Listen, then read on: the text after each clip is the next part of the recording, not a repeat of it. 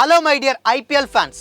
నిన్న అంటే మే 23, 2025 శుక్రవారం నాడు జరిగిన ఎస్ఆర్హెచ్ వర్సెస్ ఆర్సీబీ మ్యాచ్ చూసిన తర్వాత ఏడవాలో నవ్వాలో కూడా తెలియట్లేదు. ఎస్ఆర్హెచ్ గెలిచిందని ఆనందపడాలో, ఆర్సీబీ ఇంత దారుణంగా ఓడిపోయిందని బాధపడాలో తెలియట్లేదు. ఎందుకంటే ఏ టీమైనా గెలవచ్చు, ఓడిపోవచ్చు. కానీ ఆర్సీబీ మాత్రం గెలిచే మ్యాచ్లో కూడా ఓడిపోవడంలో ఏదో పెద్ద డిగ్రీ చేసినట్లు ఉంటుంది. ఐపీఎల్ స్టార్టింగ్ నుంచి ఓడిపోవడంలో ఎప్పటికప్పుడు కొత్త రికార్డులు సెట్ చేసుకుంటుంది. అందులో ఎస్ఆర్హెచ్ ఎదురుపడిందంటే చాలు కాళ్ళు చేతులు వణికిపోయి కప్పు గురించి మర్చిపోయి ఓడిపోవడానికే వచ్చినట్లాడి ఎస్ఆర్హెచ్కి మ్యాచ్ని పువ్వుల్లో పెట్టి మరీ ఇచ్చేస్తుంది. ఇక ఎస్ఆర్హెచ్ టీం కూడా అప్పటి వరకు అడుక్కు తినే పర్ఫార్మెన్స్తో పరమదారుణంగా ఆడినా ఎదురుగా ఆర్సీబీ వచ్చిందంటే చాలు. అందులోనూ కప్పు కోసం ఖచ్చితంగా ఆర్సీబీ గెలవాలనే మ్యాచ్లో ఎదురుపడితే మాత్రం ఎక్కల్లేని టాలెంట్ అంతా బయటికి తీసి మరీ ఓడించి అబ్బా సాయిరామ్ అనుకుంటుంది. అదెక్కడి శాడిజమో ఏమో మరి ఎస్ఆర్హెచ్ది.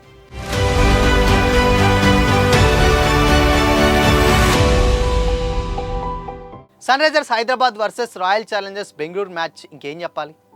ఆర్సీబీ 42 పరుగుల తేడాతో దారుణంగా ఓడిపోయింది. నాకైతే నిద్ర పట్టలేదబ్బా. రాత్రంతా పాత గాయాలు మళ్ళీ గుర్తొచ్చినాయి. నాకు డౌటు, అసలు సన్ రైజర్స్ హైదరాబాద్ టీము ఆర్సీబీకి ఐపీఎల్ కప్పు రాకుండా అడుక్కోవడానికే పుట్టిందా? నిజం చెప్పండి. ఇదేదో ట్రాజడీ కాదు, ఇదే అలవాటుగా మారింది. మీకు 2016 ఫైనల్ గుర్తుందా? కప్పు మనదే అనుకున్నాం. విరాట్ కోహ్లీ అద్భుత ఫామ్లో ఉన్నాడు. క్రీస్ గేల్ ఉగ్ర రూపం చూపించాడు. కానీ ఎస్ఆర్హెచ్ అడ్డుపడింది. కేవలం 8 పరుగుల తేడాతో ఆ మ్యాచ్ ఓడిపోయాం. ఆ రోజు ఎస్ఆర్హెచ్ గెలవకుండా ఉండుంటే ఆ కప్పు మనదే కదా. అప్పుడే మన ఈసాల కప్ నమ్మదే కల నెరవేరేది కదా. మీరే చెప్పండి. పోనీ అది అయిపోయింది. 2021 ప్లే ఆఫ్స్ గుర్తుందా? మళ్ళీ ఎస్ఆర్హెచ్, మళ్ళీ అదే కదే. ఎలిమినేటర్లో ఎస్ఆర్హెచ్ చేతిలో ఓడిపోయాం. అప్పుడు కూడా చాలా దగ్గరగా వచ్చాం. మళ్ళీ మన ఐపీఎల్ కప్ కలను చెరిపేసింది కూడా ఎస్ఆర్హెచ్. నాకు అర్థంగా అడుగుతున్నా, అసలు ఎస్ఆర్హెచ్ని టీంని చూడగానే ఆర్సీబీ ప్లేయర్స్లకి ఎందుకు కాళ్ళు వణుకు పుడుతుందో నాకైతే అర్థం కావట్లేదు. అది బ్యాటింగ్లో అయినా బౌలింగ్లో అయినా ఎందుకంత నర్వస్ మరి? నేనైతే నిజంగా ఒక సైంటిస్ట్ని అడగాలనుకుంటున్నాను. అబ్బా, ఆర్సీబీ ఓడించడానికి ఏదైనా స్పెషల్ మంత్రం ఉందా? లేక ఆర్సీబీ టీం బస్సులో ఎస్ఆర్హెచ్ స్టిక్కర్స్ అతికిస్తే ప్లేయర్స్ భయపడిపోతారా? ఖచ్చితంగా ఏదో శని పట్టినట్టుంది. అది కూడా ఎస్ఆర్హెచ్ రూపంలో మరి. ఐపీఎల్ హిస్టరీలోనే ఆర్సీబీ ఇప్పటి వరకు సూపర్ బ్యాటింగ్తో దూసుకుపోయేది. కానీ ప్రతిసారి చెత్త బౌలింగ్తో బోల్తా కొట్టేది. కానీ ఈసారి టోర్నీలో ఆర్సీబీ బౌలింగ్ కూడా బలంగానే కనిపించింది. ఆ బౌలింగ్ బలంతోనే టోర్నీ స్టార్టింగ్ నుంచి వెళ్ళి టాప్లోనే ఉంది.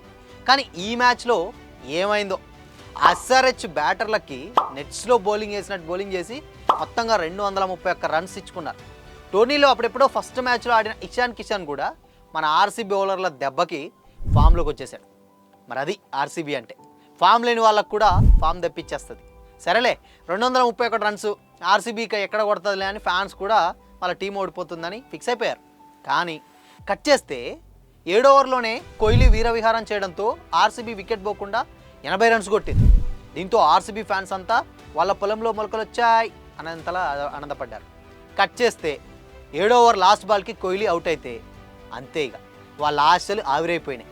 కానీ కోహ్లీ అవుట్ అయిన తర్వాత సాల్ట్ బాదుడు మొదలుపెట్టాడు సుమయ్య. కానీ సాల్ట్ కురిపించిన బౌండరీల వర్షానికి 11 ఓవర్లో టీమ్ స్కోర్ 127కి చేరుకుంది.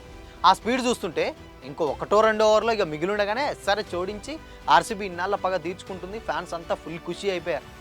కానీ అక్కడ నుంచి రన్స్ ఫ్లో తగ్గింది. ఇక 16వ ఓవర్ నుంచి ఎస్ఆర్హెచ్ ప్లేయర్లు గ్రౌండ్ 4 మూలాల్లో మంత్రాలు పెట్టి చేతబడి బొమ్మలు చేసి పాతి పెట్టారేమో కానీ ఓవర్కి 2 వికెట్లు తగ్గకుండా పోగొట్టుకొని 19.5 ఓవర్లోనే 189 రన్స్కు మాత్రమే చేసి ఆర్సీబీ ఆల్అవుట్ అయి కుప్పగూలిపోయింది.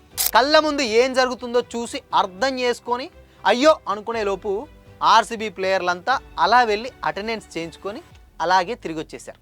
ఇక ఆర్సీబీ మ్యాచ్ ఓడిపోయింది. 2016, 2021, ఇప్పుడు 2025. ఈ ఎస్ఆర్హెచ్ టీం ఆర్సీబీకి కప్పు రాకుండా అడ్డుపడడానికి పుట్టిందా అనిపిస్తుంది. నిజం చెప్పండి, వీళ్ళే లేకపోతే ఆర్సీబీ ఇప్పటికే 2-3 కప్పులు గెలిచేది కదా. దయచేసి ఎస్ఆర్హెచ్ మా ఆర్సీబీ టీంని వదిలేయండి బ్రో.